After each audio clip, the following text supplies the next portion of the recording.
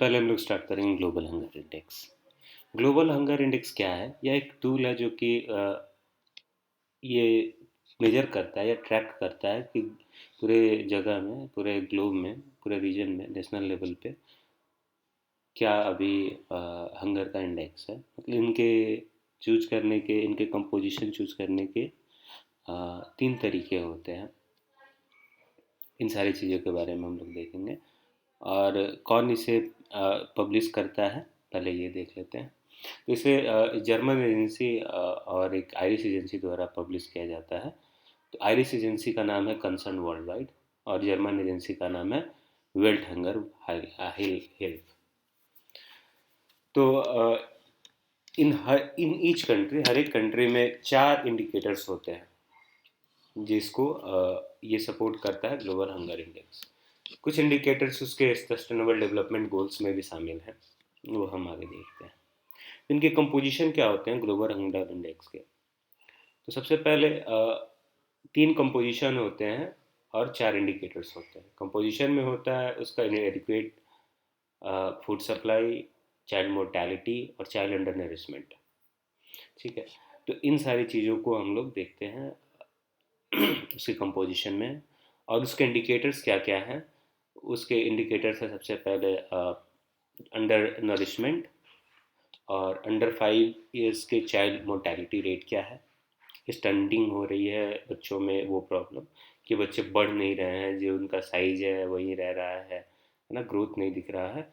और वेस्टिंग। सो इन सारी चीज़ों को हम लोग देखते हुए आगे इसके मेथड पे देखेंगे कि मेथड क्या है, कि ग्लोबल हंगर इंडेक्स को मेजर कैसे करते हैं, क्या फैक्टर है, इंडिया की रैंकिंग क्या है। तो इंडिया की रैंकिंग सबसे पहले 116 देशों में इंडिया की रैंकिंग 101 है। और पहले 2020 पे इंडिया की रैंकिंग 94 थी। और हमारे आसपास के कंट्रीज जैसे पाकिस्तान, बांग्लादेश, म्यांमार, नेपाल, ये सारे हमसे काफ़ी अच्छे परफॉर्म कर रहे हैं। जबकि इंडिया इतना अच्छा एक्सपोर्ट करता है, अभी इसने हाल ही में यूक्रेन जैसी जगह पे भी फूड सप्लाईज किया, या फिर अभी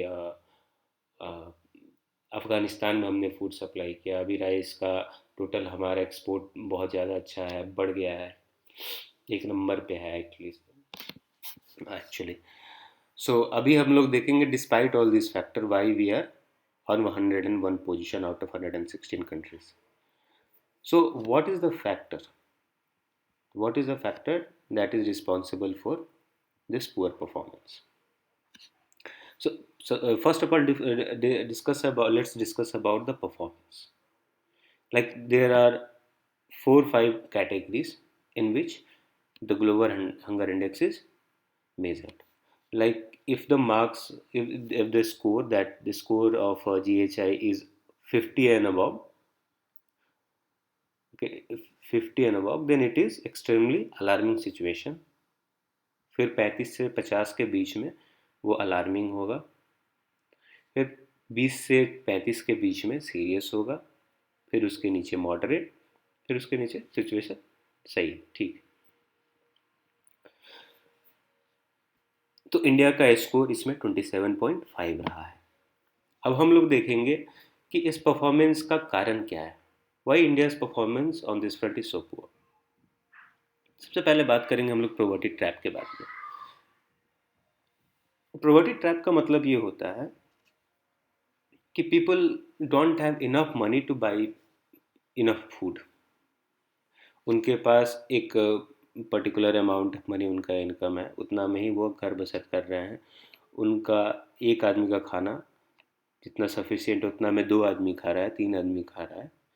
और उसके अलावा उनको जो न्यूट्रिशनल सपोर्ट मिलना चाहिए एक हेल्दी बॉडी के लिए, वो नहीं मिल पाता, क्योंकि भूख मिटाने के लिए खाना है, मिल रहा है उनको जस्ट, ना कि उनको न्यूट्रिशनल सपोर्ट देने के लिए।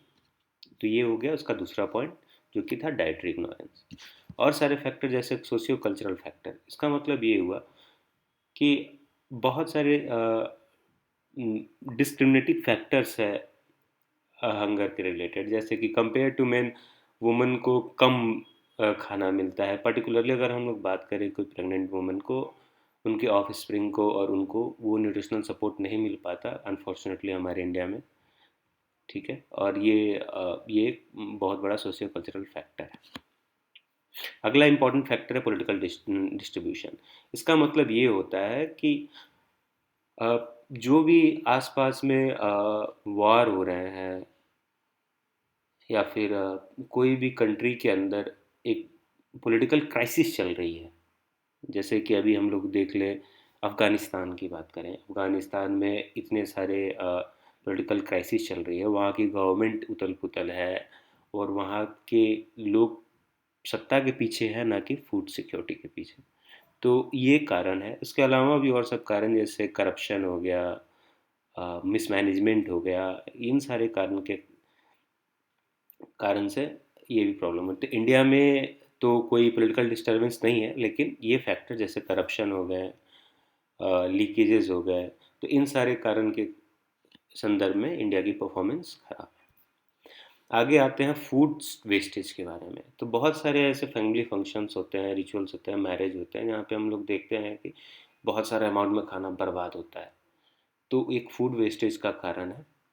इवन हम लोग डेली लाइफ में भी बहुत सारा खाना वेस्ट भी करते हैं, तो ये एक छोटा फैक्टर है, but food wastage overall in nation अगर हम लोग बात करें तो एक बहुत इंपॉर्टेंट फैक्टर आता है। फिर आता है नेचुरल डिजास्टर। जैसे हम लोग को पता है इंडिया की agrarian economy is totally dependent on monsoon, और इरेटिक मानसून होने के कारण कभी ड्रॉट आ जाते हैं, कभी बहुत सारा रेनफॉल आ जाते हैं, खासकर बंगाल और गंगा प्लेन्स जितने हैं उनमें ये बहुत सारा फैक्टर्स बहुत ज़्यादा होता है। और महाराष्ट्र के फैक्टर में हम लोग देख सकते हैं कि सूखा पड़ जाता है, फसल बर्बाद हो जाती है। इवन कोस्टल इलाकों में जो भी कैश क्रॉप या फिर इन सारी चीज़ों का वहाँ पे भी साइक्लोन आते हैं। तो इन कारण से टोटल फूड ग्रेन प्रोडक्शन में हमें भारी नुकसान होता है। तो ये सारे कॉज हुए जिसके कारण से हम लोग सिक्योरिटी इसमें फेस करते हैं, इनसिक्योरिटी फेस करते हैं। आगे हम लोग देखेंगे आगे हम लोग देखेंगे कि कौन कौन से स्टेप्स है जो गवर्नमेंट ने लिए हैं। तो गवर्नमेंट ने लिए हैं वो सारे स्टेप। तो गवर्नमेंट ने सबसे पहले 5 ईयर प्लान जो हमारा इस्टेब्लिश हुआ ग्रीन रेवोल्यूशन के बाद में, जिसमें इंडिया ने ये कोशिश करा कि वो सेल्फ रिलायन हो जाए, सरप्लस फूड प्रोडक्शन करे। तो इंडिया का ये सबसे इम्पोर्टेंट एफर्ट है। उसके बाद से पीडीएस सिस्टम जो हम लोग देखते हैं कि आसपास जो भी वो राशन की दुकानें होती हैं वहाँ पे जाके लोगों को जो भी ये प्रॉवर्टी लाइन के नीचे हैं या फिर बहुत सारे लोगों को इवन पेंडेमिक के समय में काफ़ी सारा एफर्ट गवर्नमेंट ने भी लगाया कि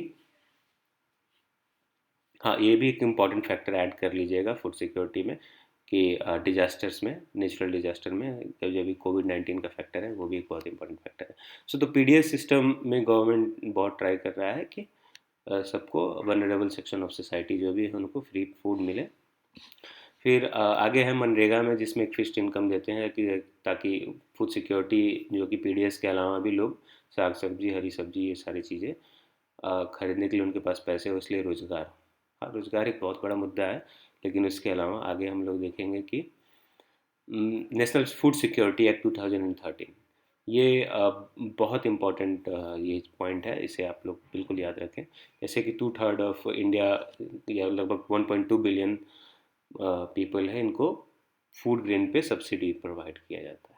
उसके बाद से चाइल्ड डेवलपमेंट सर्विसेज में मिड डे मील स्कीम, ये एकदम इम्पॉर्टेंट फैक्टर है। इन सारे जैसे कि अगर हम लोग कोई भी एग्ज़ाम देते हैं या फिर एसएसबी देते हैं, इंटरव्यू होता है जिसमें जीडी लेक्चर होता है, इन सारी चीज़ों में ये बहुत इंपॉर्टेंट पॉइंट होता है। ऐसे डायरेक्ट आ जाता है ग्लोबल हंगर इंडेक्स पे क्या है, या फिर हंगर एज इशू ऐसे करके एक टॉपिक आ जाता है। उन सारी चीज़ों में ये बहुत इंपॉर्टेंट होता है, ऐसे हम लोग अगर लेक्चर तैयार करें। सो ये सारे एफर्ट्स इंडिया द्वारा लगाए गए, जैसे प्रधानमंत्री गरीब कल्याण योजना, पीएमकेएवाई, ये बहुत इंपॉर्टेंट है, आत्मनिर्भर भारत स्कीम, ये सारे रिसेंट अनाउंसमेंट है, रिसेंट रिलीफ मेजर्स हैं जो कि गवर्नमेंट ने लिया। सो ग्लोबल हंगर इंडेक्स ये हमारा कंप्लीट हुआ। Thank you.